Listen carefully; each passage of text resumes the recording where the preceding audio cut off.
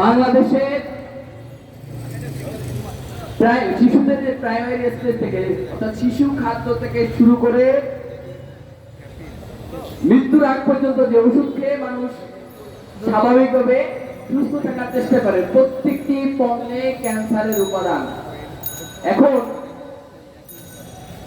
ভারতের 527টি যে পণ্যে ক্যান্সারের উপাদান পাওয়া গিয়েছে, ইউরোপ, আমেরিকার, সিঙ্গাপুর, মালয়েশিয়া এই পণ্যগুলো নিষিদ্ধ হয়েছে।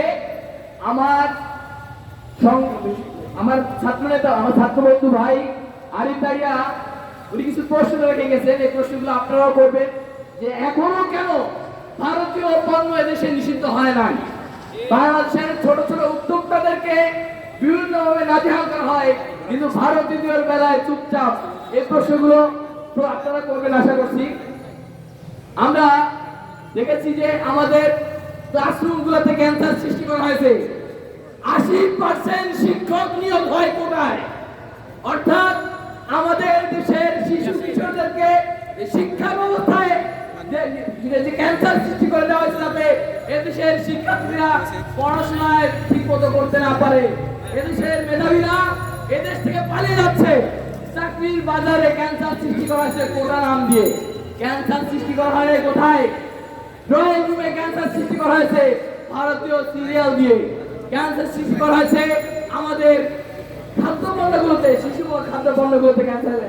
আমাদের দেশের এমপি মন্ত্রীরা কেউ কিন্তু ভারতীয় পণ্য কেনে না, কারণ তারা জানে এই দামি সরকারের এমপি মন্ত্রীরা এই যে সকল পণ্যে ক্যান্সারের উপাদান আছে, সুতরাং এগুলা আমরা খাবো না। ঠিকই কিন্তু তারা ঘরের মধ্যে এটা বন্ধ করেছে।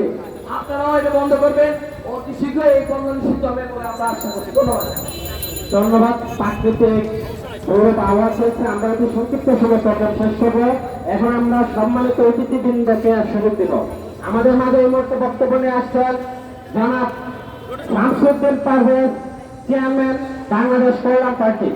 এই মুহূর্তে বক্তব্য নিয়ে আসছেন জনাব শামসুদ্দিন পারভেজ, চেয়ারম্যান বাংলাদেশ কল্যাণ পার্টি। আজকে বাংলাদেশের জন্য ভারতীয় পণ্য বর্জন আন্দোলন সফল করার জন্য একটু বৈরী আবহাওয়া হলেও আমরা আমাদের প্রোগ্রাম সুন্দর করে সম্পন্ন করব। কেন? আমার দেশের জন্য। ঠিক আছে, ঠিক আছে।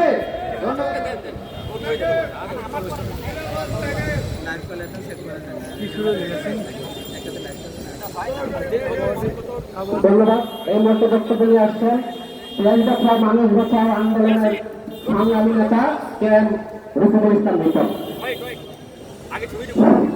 বিসমিল্লাহির রহমানির রহিম।